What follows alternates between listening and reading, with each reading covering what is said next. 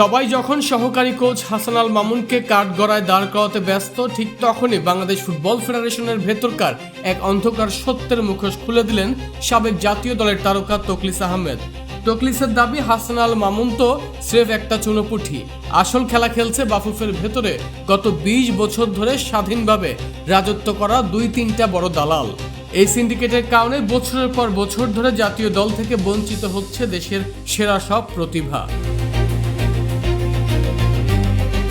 এতদিন বাফুফেতে যে সিন্ডিকেটের বিষয়টি ছিল ওপেন সিক্রেট, তা নিয়ে এবার সরাসরি কথা বললেন তকলিস। সাবেক এই ফুটবলারের গুরুতর অভিযোগের তীর সরাসরি বাফুফের রন্ধ্রে রন্ধ্রে লুকিয়ে থাকা সেই মাফিয়াদের দিকে, যারা টাকার লোভে ধ্বংস করছে তরুণদের ক্যারিয়ার।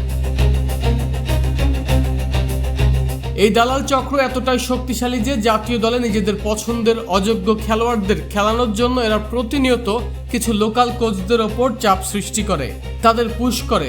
শুধু কি দল গঠন, পর্দার আড়ালে থেকে ক্লাব ফুটবলে কোটি কোটি টাকা মারার এক বিশাল এবং অজেয় রাজত্ব গড়ে তুলেছেন কতিপয় দালালরা।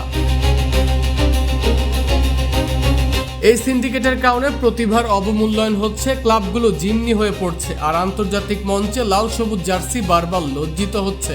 সাবেক এই তারকার কথায় একটা বিষয় দিবালোকের মতো স্পষ্ট, যতদিন বাফুফের ভেতর এই বিষাক্ত কীটদের বের না করা যাবে ততদিন এদেশের ফুটবলের কোনো ভবিষ্যৎ নেই।